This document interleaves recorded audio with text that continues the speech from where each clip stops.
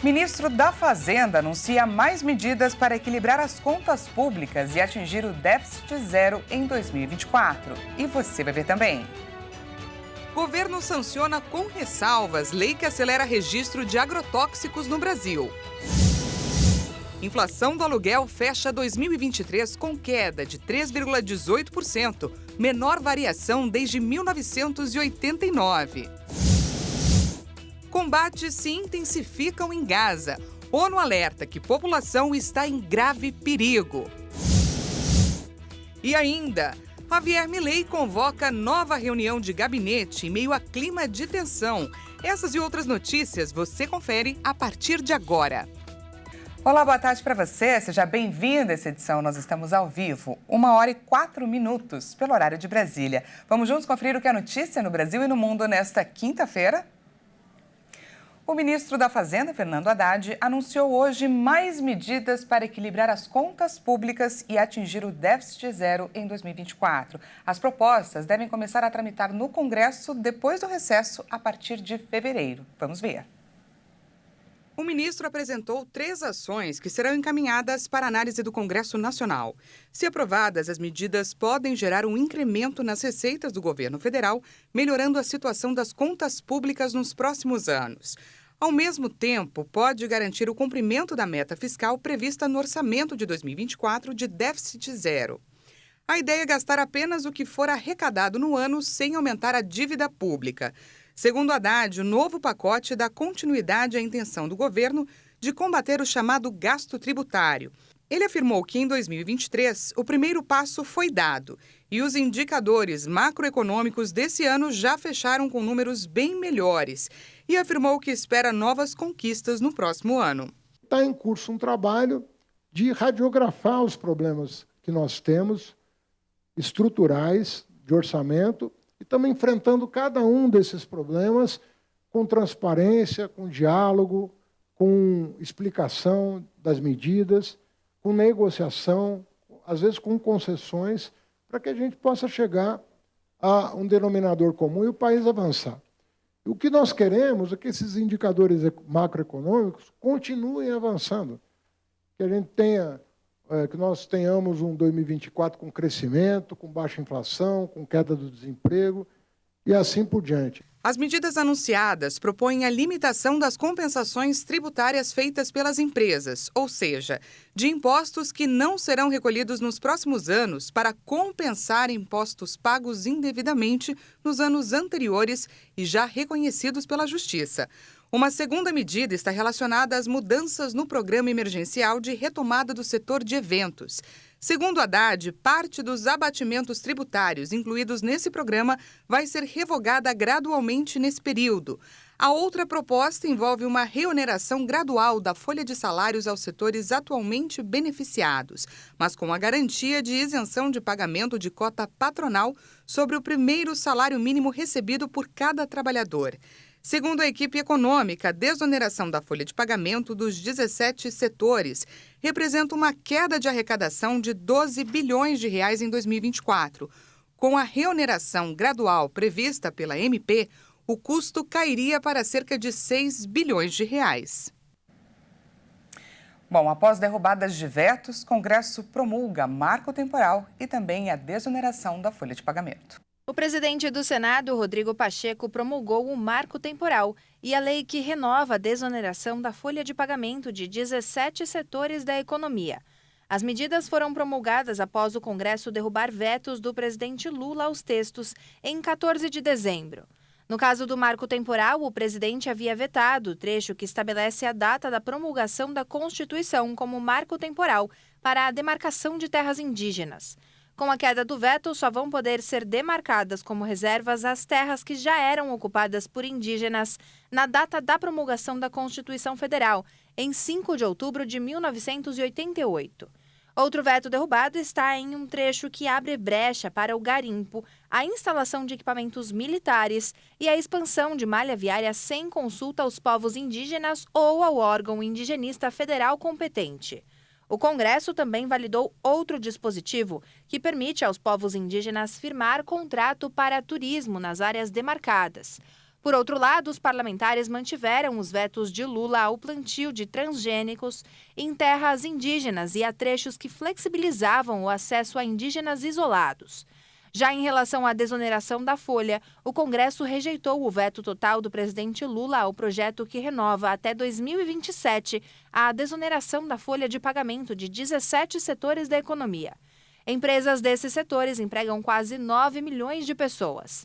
Agora, com a lei promulgada, as empresas dos setores abrangidos pela regra poderão substituir a contribuição previdenciária de 20% sobre os salários dos empregados por uma alíquota sobre a receita bruta do empreendimento, que varia de 1% a 4,5%, de acordo com o setor e serviço prestado. O presidente Lula sancionou com vetos a lei que acelera o registro de agrotóxicos no Brasil. A lei foi publicada nesta quinta-feira em edição do Diário Oficial da União. Depois de 24 anos tramitando no Congresso Nacional, o texto foi aprovado no Senado em novembro e enviado à sanção. A nova lei estabelece prazos para a autorização de novos defensivos agrícolas. Ao todo, o presidente Lula vetou 14 trechos da lei aprovada pelo Congresso. Entre os pontos vetados estão o trecho que determinava o Ministério da Agricultura como o único órgão capaz de coordenar reanálises dos riscos de agrotóxicos, retirando a função do IBAMA e da Anvisa, o texto que retirava a competência do IBAMA e da Anvisa para análise das alterações em registros de agrotóxicos, o artigo que utilizava o Ministério da Agricultura e o IBAMA para deferirem pedidos de produtos à base de ingrediente ativo em reanálise, mesmo antes da conclusão do procedimento, e o trecho que dispensava as empresas de colocar nas embalagens, de forma que não seria possível apagar, o próprio nome e a advertência de que o recipiente não pode ser reaproveitado. Na maioria dos casos, o presidente justificou os vetos pela inconstitucionalidade dos artigos, até do risco à saúde humana e ao meio ambiente. E agora vamos de destaque internacional. O presidente da Argentina, o ultraliberal Javier Milei, apresentou ontem, na quarta-feira, ao Congresso um pacote de leis, textos que contemplam a desregulação da economia após o decreto aprovado pelo mandatário na semana passada. Medidas essas que provocaram manifestações contra o novo governo. A quarta-feira foi de protestos na Argentina. Convocadas pelas principais centrais sindicais, milhares de pessoas se concentraram em frente ao Palácio dos Tribunais em Buenos Aires para pedir que se declare inconstitucional o decreto publicado na semana passada, para reformar ou revogar mais de 300 normas. Organizações sociais também aderiram à mobilização. A manifestação ocorreu de maneira pacífica até depois do meio-dia, quando um grupo de pessoas teve problemas com policiais que tentavam impedir que fechassem uma rua. Houve confusão.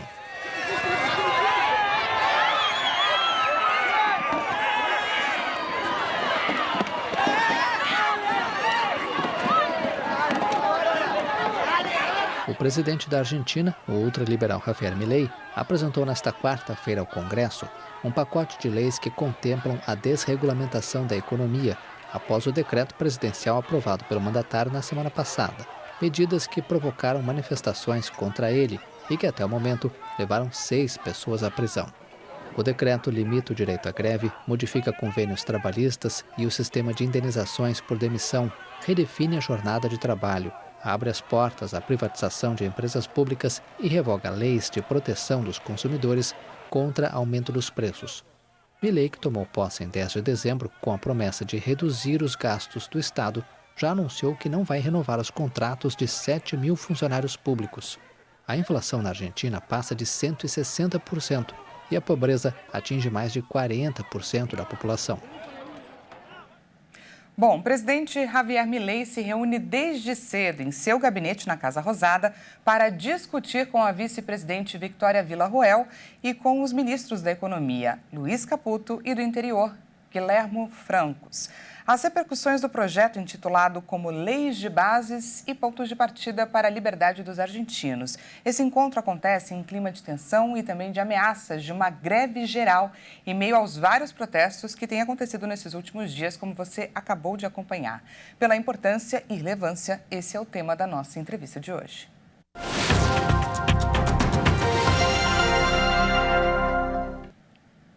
Chamo então para a nossa conversa o economista Roberto Dunas. Muito boa tarde para você, seja bem-vindo.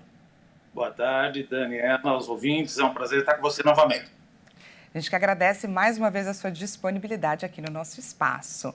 Roberto, o decreto que gerou essa onda de indignação modifica convênios trabalhistas, redefine a jornada de trabalho, abre portas para a privatização de empresas.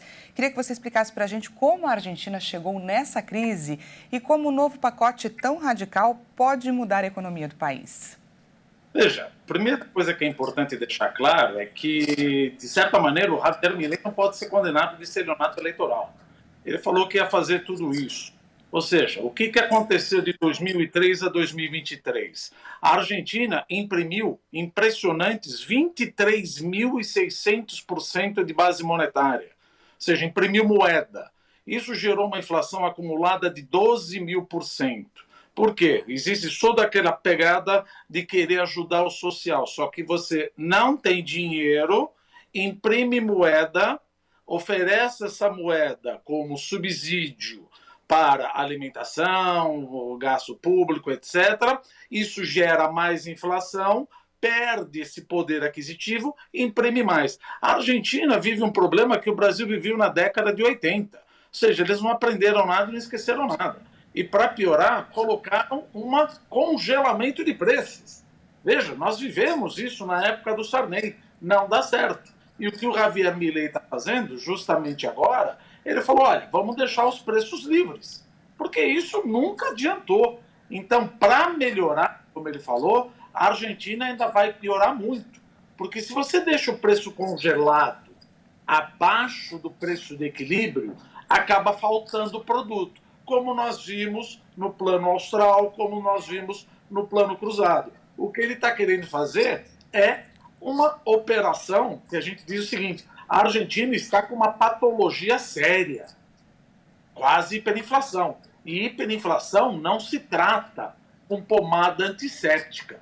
Você vai ter que abrir o paciente, e aí essa turma que está reclamando, eu entendo, obviamente, estão reclamando das medidas. Veja, antes de tomar as medidas, a inflação já estava 150% e o nível de pobreza já era 45%. O que ele está tentando fazer, falou, olha, não há plata, não tenho dinheiro.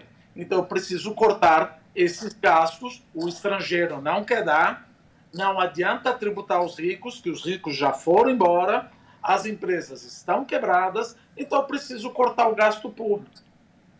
Ele está sendo cirúrgico. Roberto, entre as medidas polêmicas, para legalizar o Bitcoin, o governo decidiu autorizar o pagamento por escambo. Segundo palavras da ministra de Relações Exteriores, Dina Mondino, contratos podem ser celebrados em Bitcoin ou até em espécie, como quilos de novilho, litros de leite. Queria que você falasse para a gente sobre essa medida. Quais os prós e os contras? Veja, eu só vejo praticamente como política macroeconômica contra. Por que isso? Veja, dá para entender que existe o interesse de dinamizar a economia que vai ser prejudicada, uma patologia, uma operação sem anestesia dói, acaba machucando o paciente, porque a bagunça que fizeram nessa economia nos últimos 20 anos do governo peronista precisa ser consertada. Então vamos tentar fazer, já que não tem dinheiro, não tem como eu dar mais dinheiro, porque existia um relacionamento promíscuo entre o Tesouro e o Banco Central. Tesouro não tem dinheiro, imprime moeda gera inflação, você fica mais pobre, imprime mais moeda. Ora, então vamos fazer por escambo. Só que isso daí não é uma boa política macroeconômica que a gente poderia adotar. É sim, para perceber, uma maneira de minimizar o efeito colateral das medidas.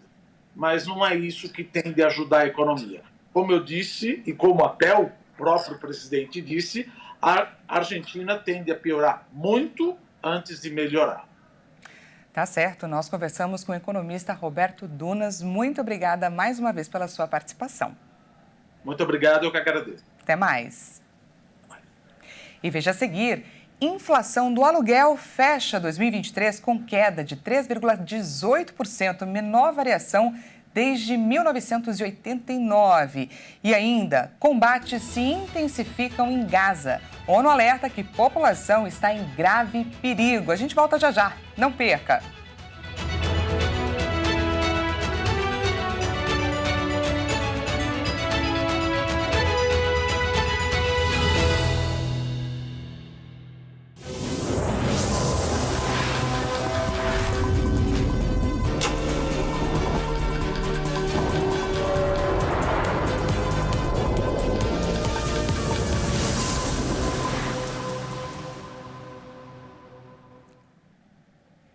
Seja bem-vindo mais uma vez. Nós estamos de volta e ao vivo, 1h20 pelo horário de Brasília. Voltamos com mais destaque internacional dessa quinta-feira. As forças israelenses intensificaram os ataques contra a principal cidade do sul e outras áreas do centro da faixa de Gaza. Segundo o governo de Israel, 128 pessoas permanecem como reféns em Gaza e mais de 21 mil pessoas morreram durante as 11 semanas de guerra. Os bombardeios contínuos e a expansão das operações acontecem no momento em que a Organização Mundial da Saúde alerta que a população de Gaza está em grave perigo. O porta-voz israelense Daniel Hagari afirmou na quarta que os ataques contra um campo de refugiados no centro de Gaza entraram no 3º dia. Uma brigada adicional também foi enviada à cidade de Khan Yunis, no sul do território, que virou um recente foco de combates urbanos. A pressão por uma trégua aumentou depois que o presidente francês Emmanuel Macron insistiu em uma conversa telefônica com o premier israelense Benjamin Netanyahu na necessidade de trabalhar para alcançar um cessar-fogo duradouro. A guerra também aumentou o temor de um conflito regional, com ataques frequentes entre Israel e o Hezbollah na fronteira com o Líbano, assim como ataques dos rebeldes hutis do Iêmen contra navios no Mar Vermelho, em solidariedade com o Hamas.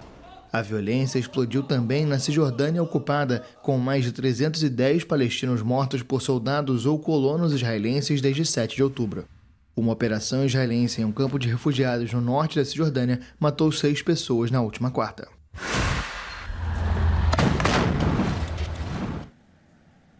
Vamos voltar a olhar aqui para o nosso Brasil, porque o Índice Nacional de Preços ao Consumidor Amplo 15, considerado a prévia da inflação oficial do país, subiu em dezembro. O principal impacto no mês veio do setor de transportes. Segundo o IBGE, em dezembro, o IPCA 15 já subiu 0,40%. O índice teve uma aceleração de 0,07 ponto percentual em relação a novembro, quando teve alta de 0,33%. Com o resultado de dezembro, o índice acumulou 4,72% na janela de 12 meses. Já em relação a dezembro do ano passado, a prévia da inflação oficial foi de 0,52% no período. No acumulado do ano de 2022, a prévia da inflação havia sido de 5,90%. O resultado desse ano ainda está dentro do intervalo de tolerância da meta da inflação definida pelo Conselho Monetário Nacional. Para o ano de 2023, a meta é de 3,25%, com intervalo de tolerância de 1,5 ponto percentual para cima ou para baixo. Dos 9 grupos pesquisados pelo IBGE, 7 tiveram alta na prévia de dezembro. O principal impacto veio de transportes, com ganho de 0,77% no mês. Contribuiu para esse resultado o preço da passagem aérea, que subiu 9,02% e teve o maior impacto individual no índice do mês. Seguido das despesas pessoais, a alimentação e bebidas, puxado pela alta em itens básicos na alimentação das famílias, como a cebola e a batata inglesa. E, no último lugar, o grupo de habitação. E apesar da inflação do aluguel subir em dezembro, o indicador fecha o ano de 2023 em queda recorde. A inflação do aluguel teve alta de 0,74% em dezembro, mas mesmo assim, no acumulado ao longo do ano de 2023, o indicador apresentou queda de 3,18%, a maior baixa anual da série histórica. Os dados são do Índice Nacional de Preços Mercado, levantado pela Fundação Getúlio Vargas. A queda teve influência da produção de soja, milho e óleo diesel. Por outro lado, as maiores influências de alta partiram da gasolina, plano de saúde e aluguel residencial. No mesmo mês do ano passado, a variação mensal havia sido de 0,45%. Em 2022, o indicador fechou o ano com alta de 5,45%. Apesar de o número ter sido positivo em dezembro, ele não foi capaz de impedir que 2023 apresentasse queda. No acumulado dos 12 meses anteriores, o IGPM está no campo negativo desde abril. O percentual acumulado do IGPM é aquele que seria repassado às locações com aniversário de vencimento no próximo mês. Mas a maioria dos contratos possui cláusulas que barram um reajuste negativo do indicador, o que deve ocasionar a manutenção do valor pago atualmente pelos inquilinos. Essa edição fica por aqui, diretamente de Tóquio, no Japão, mais precisamente da região de Kabukicho. Pois é, Kabukicho é um lugar muito popular, como você pode ver nas imagens aí, pelo seu comércio, que atrai muitos turistas dia a dia. A região é conhecida como ponto de encontro de amigos, tanto de turistas que viajam para lá, quanto de moradores locais que saem a passeio. Nas imagens a gente tem a impressão de uma mistura de locais conhecidos dos paulistanos. Vemos um pouco do bairro da Liberdade, uma mistura com a 25 de março, é claro, por ser um local bastante popular. O Japão está 12 horas na nossa frente, então enquanto aqui temos 13 horas e 26 minutos da tarde, por lá 1 hora e 26 minutos da madrugada. E a gente vê pelas imagens que a rua está bastante cheia. Você ficou curioso, interessado em conhecer Kabukicho? Essa edição fica por aqui. Muito obrigada pela sua companhia. Daqui a pouco, o Juliano Dariva chega com mais informações para você. A 1 hora e 50 minutos. Uma ótima tarde e até amanhã.